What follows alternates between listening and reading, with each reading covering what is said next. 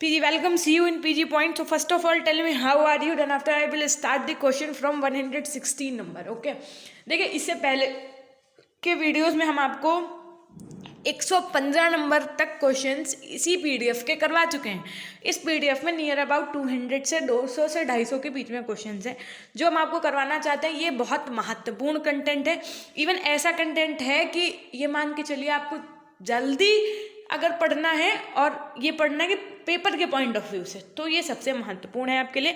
That's why हम आपको इसी पीडीएफ के लगभग 30 क्वेश्चंस डेली करवाने वाले हैं। 4 से 5 दिन में इस पीडीएफ को हम लोग कवर अप करेंगे, है ना। तो फटाफट से रेडी रहिए मेरे साथ पढ़ने के लिए। बहुत कम समय में बहुत सारा कोर्स कंप्लीट करना है। कोर्स तो हम आपको इस चैनल पर शिक्षा के दार्शनिक परिप्रेक्ष्य, शिक्षा के समाजशास्त्री परिप्रेक्ष्य, शिक्षा के मनोवैज्ञानिक परिप्रेक्ष्य, साथ में आपका समावेशी शिक्षा और मूल्य एवं शांति शिक्षा, यानी इन 5 सब्जेक्ट की थ्योरेटिकल क्लासेस कंप्लीट हो चुकी हैं।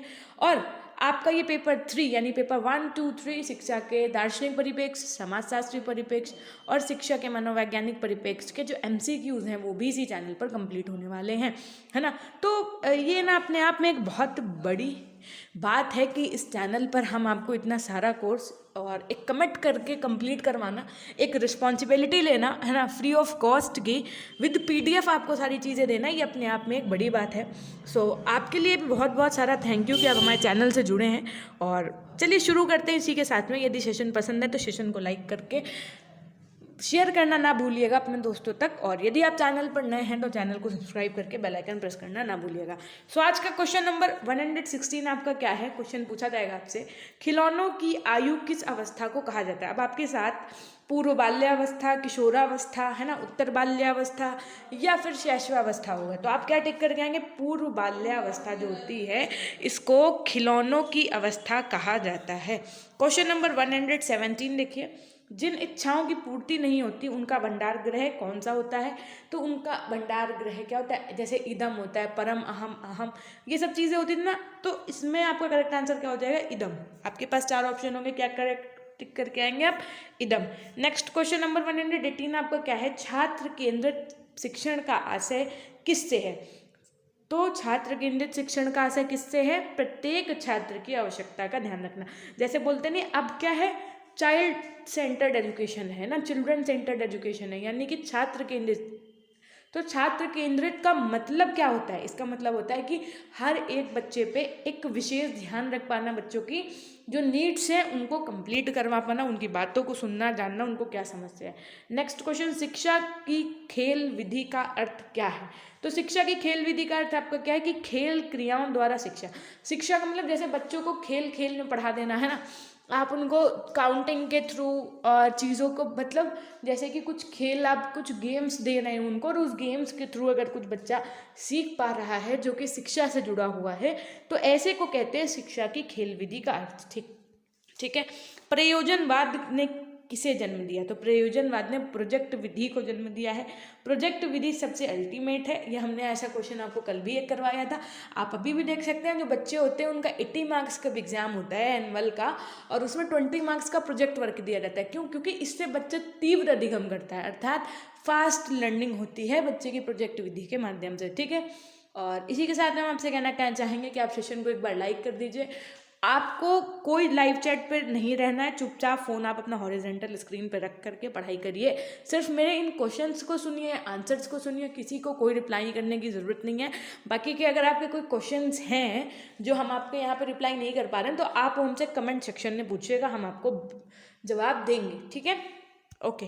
तो देखिए नेक्स्ट क्वेश्चन क्या है आपका, ईर्ष्या भावना कौन सी अवस्था में पैदा होती है। जो जेलसी वाली फीलिंग होती है ना, वो किस अवस्था में आती है बताइए। आपके पास ऐसे ऑप्शन होंगे, बाल्यावस्था, शैशवावस्था, है ना, किशोरावस्था, पूर्व किशोरावस्था।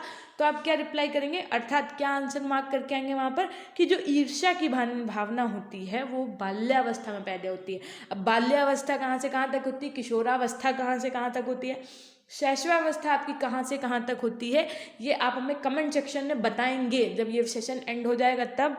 और दूसरी बात ये है कि ये आपको तो एकदम याद होना ही चाहिए। नेक्स्ट क्वेश्चन, स्वप्रेम, अपनी वस्तुओं से प्रेम की अवस्था कौन सी होती है।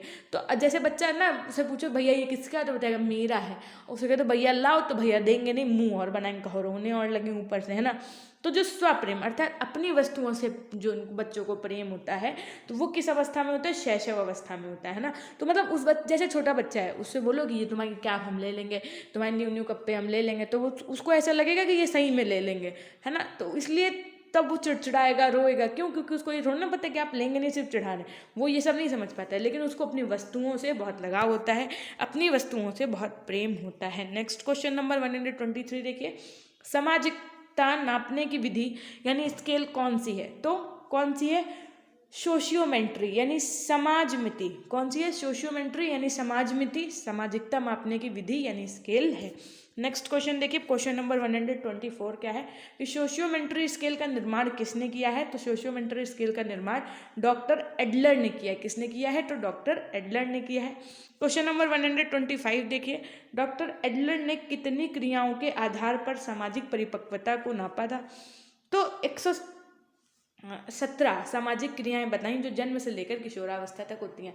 यानी डॉक्टर एडलर ने 117 क्रियाओं के आधार पर सामाजिक परिपक्वता को नापा था, जो कि जन्म से लेकर किशोरावस्था तक है। ठीक है, नेक्स्ट क्वेश्चन आपका क्या है? क्वेश्चन नंबर 126, बालक मानव ध्वनि व अन्य ध्वनि में अंतर करना कब सीख जाता है? तो बालक मानव ध्वनि और दूसरों लोगों की जो ध्वनि होती है, जो आवाज़ होती है, उसमें अंतर करना 1 माह में सीख जाता है ना। उसको पता चलने लगता है कि ये मानव ध्वनि है ना। जैसे बोलते ना, भैया भैया डॉगी कैसे बोलता है? तो बताता है भाव भाव। उससे पूछो भैया काऊ कैसे, तो मंकी कैसे करता है? तो बोलता है खाओ खाओ। तो उसका मतलब ये होता है कि बच्चा ये सीख जाता है क्या, कि जो मम्मा पापा हम लोगों की जो वॉइस है वो, और जो आपके जैसे काऊ हो गई, डॉगी हो गया ना, इन सब की वैसे। ठीक है, तो 1 महीने में बच्चा ये पहचानने लगता है। अंतर्मुखी व बहिर्मुखी में से सामाजिक विकास किसका अधिक होता है? बताइए। अंतर्मुखी और बहिर्मुखी में जो बच्चे होते हैं, जिनका ऐसा व्यक्तित्व होता है, उनमें सामाजिक विकास किसका सबसे अधिक होता है? तो यदि सामाजिक विकास की बात की जाए तो जो बहिर्मुखी व्यक्तित्व वाला बच्चा होता है या बहिर्मुखी व्यक्तित्व वाला जो बालक होता है, उसका सामाजिक विकास अत्यधिक होता है। क्यों? क्योंकि अंतर्मुखी वाला जो बच्चा होता है उसको तो अकेले रहना पसंद होता है ना, उसको ना ज़्यादा लोगों से बातचीत करना पसंद है ना कुछ। तो बहिर्मुखी यहाँ पे आपका करेक्ट आंसर होगा। क्वेश्चन नंबर 128 का, इरिक्सन ने अपने मनोसामाजिक सिद्धांत में जीवन काल को कितने अवस्था में बांटा है? तो कितने अवस्था में बांटा है? 8 अवस्था में बांटा है। कितने में बांटा है? 8 अवस्था में बांटा है। किसने? इरिक्सन ने। यदि इरिक्सन की बात आएगी और पूछा जाएगा इरिक्सन ने अपने मनोसामाजिक सिद्धांत में जीवन काल को कितने अवस्था में बांटा है, तो 8 अवस्था में बांटा है। क्वेश्चन नंबर 129 देखिए, विश्व में पहली बार मनोविज्ञान की प्रयोगशाला किसने, कब और कहाँ स्थापित की थी? समझो 3 क्वेश्चन आपका एक ही क्वेश्चन बन रहा है, समझ लो। इस 129 से आपके 3 क्वेश्चन क्लियर होंगे। पहला कि विश्व में पहली बार मनोविज्ञान का प्रयोगशाला कहाँ बनी, दूसरा कब बनी, और तीसरा किसके द्वारा स्थापित की गई। आई बात समझ में? 3 क्वेश्चन। तो सबसे पहली बात, तो जो विश्व में पहली बार मनोविज्ञान की प्रयोगशाला बनी तो वो विलियम वुंट के द्वारा स्थापित की गई। कब की गई? तो 1879 में की गई। कहाँ की गई? तो जर्मनी में की गई। याद रखिएगा आपके, और ये बहुत इंपॉर्टेंट क्वेश्चन है, स्टार मार्क कर लीजिएगा, मोस्ट इंपॉर्टेंट क्वेश्चन है। फिर देखिए आज का क्वेश्चन नंबर 130, लेकिन उससे पहले जिन बच्चों ने लाइक नहीं किया, it's my humble request to you all कि लाइक कर दीजिए, है ना। विदाउट वेस्टिंग ऑफ टाइम हम आपके इतने सेशन इतनी जल्दी जल्दी कंप्लीट करवाते हैं, है ना। तो ये आपको भी चीज़ें समझनी चाहिए, और अगर अभी तक आपने अपने दोस्तों तक चैनल शेयर नहीं किया तो शेयर जरूर कर दीजिएगा। It's my humble request to you all. Question number 130 देखिए, सामाजिक विघटन की क्रियाएं किसे कहते हैं? तो सामाजिक विघटन की क्रियाएं कहते हैं तनाव, झगड़ा, लड़ाई, संघर्ष आदि। ये सब क्या है? सामाजिक विघटन की क्रियाएं होती हैं। तनाव, स्ट्रेस, है ना, क्वेरल, ये सारी चीज़ें, स्ट्रगल, ये सब क्या है? ये सब सामाजिक विघटन की क्रियाएं होती हैं। क्वेश्चन नंबर 131, अब देखो ये क्वेश्चन कैसे पूछा जाएगा, आपसे दे देंगे सामाजिक विघटन की क्रियाएं होती हैं, ऑप्शन ए तनाव, ऑप्शन बी झगड़ा, ऑप्शन सी लड़ाई, option D all of the above. तो आप ऑल ऑफ द अबव लगाएंगे, या पूछेंगे इनमें से नहीं होती और ये 3 ऑप्शन दे देंगे, एक ऑप्शन दे देंगे प्यार, तो आप क्या लगा के आएंगे? प्रेम। आई बात समझ में? ऐसा होता है। फिर देखो 131 नंबर क्वेश्चन क्या कह रहा है, शिक्षा में प्रयोजनवाद की विचारधारा का प्रवर्तक कौन था? तो शिक्षा में प्रयोजनवाद की विचारधारा का प्रवर्तक आपके कौन थे? तो विलियम जेम्स थे। ये याद रखिएगा, प्रयोजनवाद की विचारधारा का प्रवर्तक पूछा गया यहाँ पे, तो क्या होगा करेक्ट आंसर आपका? William James. Very good. इसके साथ में देखिए क्वेश्चन नंबर 132 क्या कह रहा है, बच्चों के लिए सबसे उत्तम शिक्षक वह है जो स्वयं बालक जैसा हो। यह कथन किसका है, तो यह कथन है मेनकेन का। किसका है, मेनकेन का। इन्होंने क्या बताया था कि जैसे आप बच्चे हैं, है ना, बच्चों के साथ बच्चा बन करके पढ़ाओ उसको, एकदम पढ़ाएंगे आप सब कुछ, लेकिन बच्चों के साथ एकदम बच्चों के जैसा बिहेव करो। ऐसा ना लगे कि आप एकदम कठोर बन जाओ उसके सामने, उसको मतलब डरा धमका के रखो। नहीं, बच्चों के साथ बच्चों जैसा बिहेवियर करोगे ना आप। कभी एक नॉर्मल भी देखो, आपके फैमिली में जो बच्चे होंगे ना, उनके साथ जब आप बच्चे बन के रहोगे, टॉयज खेलो उनके साथ, छुपन छुपाई खेलो, पकड़म पकड़ाई खेलो, है ना, खो खो खेलो, तो वो आपको बड़ा वो करेंगे, दीदी दीदी आपके पास चिपके रहेंगे, है ना। तो बच्चे सब लोग हमारे फैमिली में हमसे कहते हैं तुम्हारे पास यार बच्चे बहुत जल्दी आ जाते हैं, है ना, तुम्हारे पास यार सब बच्चे तुम्हारे, मतलब जैसे मान लीजिए कोई फैमिली फंक्शन है तो पता चलेगा कि पीजी कहाँ है, तो पीजी पता चले जहाँ सब बच्चे होंगे पीजी वहीं मिलेगी। क्यों, क्योंकि वो बच्चों में मतलब मेरे पास बच्चा बहुत जल्दी अट्रैक्ट हो जाता है। क्यों, क्योंकि उसका कारण भी यही है कि बच्चों के साथ बच्चे जैसा बिहेव करने लगो, है ना। तो वो ये बात कही भी किसने है, तो मेनकेन ने कही है। आई बात समझ। क्वेश्चन नंबर 130 देखिए, यहाँ पे शिक्षक कर लीजिएगा ना। शिक्षक आचार संहिता क्या है, तो शिक्षकों के मानक व्यवहारों की सूचक पुस्तिका है शिक्षक आचार संहिता। नेक्स्ट क्वेश्चन नंबर 134 देखिए, शिक्षकों की योग्यता, प्रयासों एवं उसके व्यवहार का सही मूल्यांकन किसके द्वारा किया जा सकता है।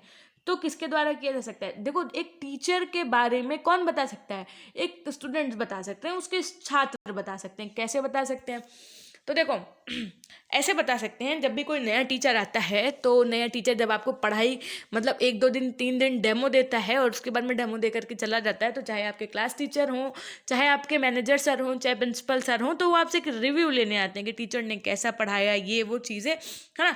तो उस बेसिस पे आप कह सकते हैं कि छात्रों से क्यों पूछा जाता है, क्योंकि ये छात्र ही बहुत अच्छे से डिस्क्राइब कर सकते हैं, बता सकते हैं क्या, कि शिक्षकों की योग्यताओं, प्रयासों एवं उसके व्यवहार का सही मूल्यांकन जो है कि वो बच्चा जो है ये बता पाएगा कि हाँ ये फलाने सर हैं, ये ढकानी मैम है, इन्होंने कोर्स नहीं कंप्लीट कराया, उन सर ने कंप्लीट करवा दिया था, है ना, या उन्होंने बहुत अच्छा पढ़ाया था, ये वो सब चीज़ें, है ना।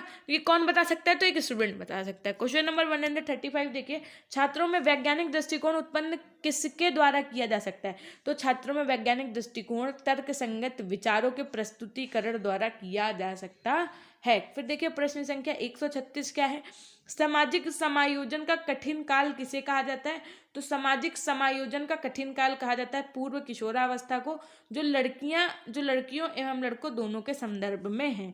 क्या, कि सामाजिक समायोजन का कठिन काल, कठिन काल का मतलब एक ऐसा दौर, कहते नहीं कि ये इस दौर से गुजर रहे होते हैं बच्चे, तो उसमें बहुत चिड़चिड़े हो जाते हैं, और कि वो किस दौर में होते हैं, तो जब बच्चे पूर्व किशोरावस्था में होते हैं, है ना, चाहे वो लड़की हो चाहे वो लड़का हो, उस समय उनको अपने घर वाले सबसे ज़्यादा खराब लगते हैं। उनको लगता है ये जटिल है, हमारे मम्मी पापा इस दुनिया के सबसे खराब हैं, भाई बहन सबसे खराब हैं। उनको किसी और ही चीज़ों से प्रेम और स्नेह होने लगता है, बाहरी जो चीज़ें होती हैं, है ना, वो उनकी तरफ उनका ज़्यादा आकर्षण होता है, उनको अपने दोस्त बहुत प्यारे हो जाते हैं। मतलब तो ये सब चीज़ें एक नॉर्मल चीज़ें हैं, आप देखिए पूर्व किशोरावस्था में ना, ठीक। उसके बाद में क्वेश्चन नंबर 137 देखिए, छात्रों का विश्वास प्राप्त करने हेतु शिक्षक को उनके साथ कैसा व्यवहार करना चाहिए, तो मित्र जैसा व्यवहार करना चाहिए। छात्रों का विश्वास यदि प्राप्त करना है, यानी कि अगर आपको स्टूडेंट्स का फेथ जीतना है और उनके बारे में जानना है, तो उनके साथ आप कैसा बिहेव करेंगे, एकदम मित्र जैसा व्यवहार करेंगे। अभी तक था कि बच्चों के साथ बच्चा बन जाओ, लेकिन अब जो स्टूडेंट्स हैं उनके साथ आपको कैसा बिहेव करना है, एकदम फ्रेंड जैसा बिहेव करना है। क्वेश्चन नंबर 138 देखिए, बच्चों के बौद्धिक विकास के 4 सुस्पष्ट स्तरों को किस विद्वान द्वारा पहचाना गया था, तो किस विद्वान के द्वारा पहचाना गया था। Most wanted question of this PDF is that, है ना, यही क्वेश्चन है आपका, क्या, कि बच्चों के बौद्धिक विकास के 4 सुस्पष्ट स्तरों को किस विद्वान के द्वारा पहचाना गया था, तो जीन पियाजे के द्वारा पहचाना गया था, है ना। फिर देखिए क्वेश्चन नंबर 139 आपका क्या है, बालकों की सोच अमूर्तता की अपेक्षा मूर्त अनुभवों एवं प्रतियों से होती है, यह अवस्था कौन सी है, तो यह अवस्था 7 से 12 वर्ष तक की होती है। अब आपके देखो क्वेश्चन नंबर 140, गिलफोर्ड ने अभिसारी चिंतन पद का प्रयोग किसके समान अर्थ में किया था, तो सृजनात्मकता के यानी क्रिएटिविटी के। आप समझो बात को, 5 क्वेश्चन बचे हैं, 5 क्वेश्चन हम तभी करेंगे जब आप लोग सेशन को लाइक करेंगे। फटाफट से लाइक कर दीजिए दौड़ के एकदम। आप लोगों के कॉलेज ग्रुप होंगे, आप वहाँ पर भी इस क्लास को शेयर कर सकते हैं, है ना। कोई ये वीडियोस ऐसा तो है नहीं मेक जोक ऑफ अल्लाह, या फिर कोई ऐसा फनी तो है नहीं कि जो आप नहीं शेयर करेंगे, आप इसको शेयर कर सकते हैं, ठीक है। क्वेश्चन नंबर 141 देखिए, बुद्धि का त्रिक बिंदु सिद्धांत किसने दिया है? तो बुद्धि का त्रिक बिंदु सिद्धांत दिया है आपका स्टेनबर्ग ने। और इन्होंने बुद्धि को कौन से 3 भागों में बांटा था? तो पहला है आपका विश्लेषणात्मक बुद्धि, दूसरा है आपका व्यवहारिक बुद्धि, तीसरा है आपका सृजनात्मक बुद्धि। नेक्स्ट क्वेश्चन देखिए 142 क्या है? जीन पियाजे के अनुसार बुद्धि क्या है? तो जीन पियाजे के अनुसार बुद्धि वातावरण के साथ अनुकूलन करने की प्रक्रिया है। बुद्धि क्या है? तो बुद्धि वातावरण के साथ अनुकूलन करने की प्रक्रिया है। क्वेश्चन नंबर 143 देखिए, अल्फ्रेड बिने के अनुसार बुद्धि के प्रकार बताइए। सबने अपने अलग अलग मत रखे हैं, अपने अलग अलग पॉइंट ऑफ व्यू रखे हैं, तो सबके अनुसार आपको नहीं याद करना होता है, जो इंपॉर्टेंट पॉइंट्स होते हैं। जैसे आपको इस पीडीएफ में हम आपको जो बता रहे हैं, ये समझ लीजिए आप, not only for BEd but also for your TET and CTET and super TET, है ना। These questions are very special and most important, so है ना, so try to understand and revision more and more. Okay, देखिए क्या पूछा, Alfred बिने के अनुसार बुद्धि के प्रकार बताइए। तो अल्फ्रेड बिने के अनुसार बुद्धि 4 शब्दों से मिलकर के बनी है, ज्ञान, आविष्कार, निर्देश और आलोचना। क्वेश्चन नंबर आज का 144 और फिर लास्ट क्वेश्चन। लेकिन उससे पहले हम ये चाहेंगे कि आप एक बार फटाफट से सेशन को लाइक कर दीजिए। अगर आज आप मेरी क्लास में पहली बार आए हैं तो चैनल को सब्सक्राइब करके बेल आइकन प्रेस करना ना भूलिएगा। जैसे ही इस पीडीएफ के पूरे 200+ क्वेश्चंस कंप्लीट हो जाएंगे, हम एक बार ट्राई करेंगे कि आपको ये पीडीएफ दे दें। वैसे तो देने का वो नहीं था, लेकिन फिर भी कोई बात नहीं है, आप सब हमारे ही हैं। और अगर हाँ आप पढ़ेंगे, मार्क्स आपके अच्छे आएंगे, तो एक खुशी जो होती है ना, वो आपसे ज़्यादा मेरे को खुशी होगी, है ना, कि हम आपकी कुछ हेल्प कर पा रहे हैं। और सबसे बड़ी बात ये है कि फ्री ऑफ कॉस्ट ना, एक बात बताते हैं आज हम आपको, कि फ्री ऑफ कॉस्ट चीज़ें देना और उसके बाद में टाइमली सब चीज़ों को कंप्लीट करवाना, है ना, ये सारी चीज़ें जो होती हैं बेटा, वो सब पेड कंटेंट के अंतर्गत होती हैं। लेकिन हमने आपको सब कुछ फ्री ऑफ कॉस्ट करवाया, क्योंकि कहीं ना कहीं आपका प्यार उन सब चीज़ों से बेहतर, उन सब चीज़ों से बढ़कर है, उन सब चीज़ों से बहुत ऊपर है ना। मनी तो एक सेकेंडरी चीज़ होती है, बहुत लोगों के लिए प्राइमरी भी होती है, लेकिन उसको अगर हम एक अलग ही मान लें, वो तो खैर एक सोर्स है, लेकिन उससे भी जो ऊपर की चीज़ है वो आप सबका स्नेह है, आप सबका प्यार है, आप रोज़ यहाँ आ रहे हैं, हमसे पढ़ रहे हैं। So it is also means a lot for me, है ना। So thank you so much to my dear students, to my dear class. तो चलिए लास्ट के 2 क्वेश्चंस भी देख लेते हैं। टर्मन के अनुसार बुद्धि की क्या परिभाषा है? तो टर्मन के अनुसार क्या परिभाषा है? बुद्धि अमूर्त विचारों के बारे में सोचने की योग्यता है ना। उसके बाद में स्टर्न के अनुसार बुद्धि की क्या परिभाषा है? तो स्टर्न के अनुसार बुद्धि एक सामान्य योग्यता है जिसके द्वारा व्यक्ति नई परिस्थितियों के साथ समायोजन करता है ना। तो ये हो गए आज के आपके 30 क्वेश्चंस। इसके बाद में कल हम फिर आपके लिए शाम को आपका 6:30 बजे क्लास लेकर के आएंगे, जिसमें हम आपको 30+ क्वेश्चंस करवाने का प्रयास करेंगे, है ना। तो जिन बच्चों ने अभी तक चैनल को सब्सक्राइब नहीं किया कर लीजिए। पीजी पॉइंट आप हमें टेलीग्राम, इंस्टाग्राम पे भी सर्च करके ज्वाइन कर सकते हैं, और आपको इसके वीडियो के डिस्क्रिप्शन में एक लिंक दी होंगी सारी, वो देख लीजिए। एक बार इस चैनल की प्लेलिस्ट चेक करो जाकर के, उसमें लिखा होगा how to be a teacher, वो भी चेक कर लिया करो। मतलब बीच बीच में चैनल की चीज़ें चेक करा करो, ऐसा सिर्फ लिंक के बेस पे नहीं बंधे रहो कि जब लिंक आएगी हम तभी देखेंगे, ये ऐसा नहीं रहो, है ना। सो ये हो गई कुछ बातें। बाकी कैसे हैं आप सब? अच्छे ही होंगे। और सेशन को लाइक अभी तक कर ही दिया है आपने, है ना। जिन्होंने नहीं किया है वो भी अभी कर ही देंगे, उसके बाद जाएंगे। तो एक बार फटाफट से लिख दो अपनों के लिए, और फिर करेंगे सेशन को एंड हम यहीं से, है ना। तो हमेशा खुश रहिए, मुस्कुराते रहिए, कभी अपने लिए तो कभी अपनों के लिए। Till then take care, bye bye, meet up with you in tomorrow class. Okay.